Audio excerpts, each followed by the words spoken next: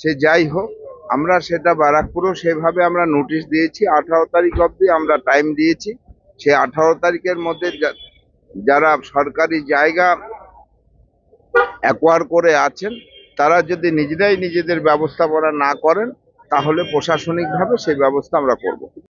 রাজ্য সরকারের নির্দেশ মতো বিভিন্ন পৌরসভা এলাকার পাশাপাশি ব্যারাকপুর পৌরসভা এলাকাতেও সরকারি জায়গা দখল করে যে সমস্ত এলাকায় দোকান গড়ে তোলা হয়েছে সেই সমস্ত সরকারি জায়গা দখলমুক্ত করার জন্য 18 জুলাই পর্যন্ত সময় দেওয়া হয়েছে। ব্যারাকপুরে সংবাদ মাধ্যমের মুখোমুখি হয়ে ব্যারাকপুর পৌরসভার পৌর প্রধান উত্তম দাস বলেন, যদি 18 জুলাইয়ের মধ্যে সরকারি নির্দেশ না মানা হয় তাহলে আইনি ব্যবস্থা নেওয়া হবে প্রশাসনের তরফ থেকে।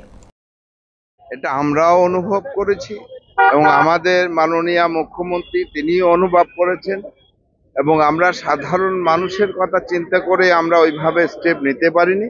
এখন মাননীয় মুখ্যমন্ত্রী এটাকে সিদ্ধান্ত নিয়েছেন এবং আমাদেরকে জানিয়ে দিয়েছেন যে রাস্তাঘাট কভার করে কিছু করা যাবে না। সে যাই হোক, আমরা সেটা ব্যারাকপুরও সেভাবে আমরা নোটিশ দিয়েছি। 18 তারিখ অবধি আমরা টাইম দিয়েছি। সে 18 তারিখের মধ্যে যারা সরকারি জায়গা অ্যাকোয়ার করে আছেন তারা যদি নিজেরাই নিজেদের ব্যবস্থাপনা না করেন তাহলে প্রশাসনিকভাবে সেই ব্যবস্থা আমরা করব।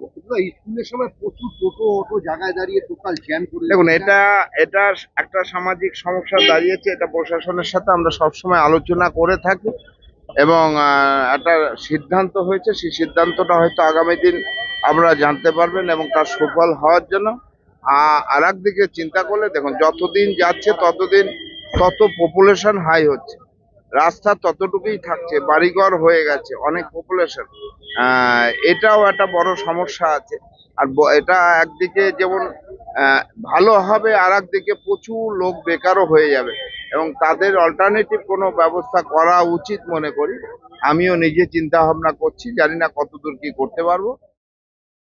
ব্যারাকপুর থেকে সৈকত আঙ্গুলের রিপোর্ট, চ্যানেল 24/7।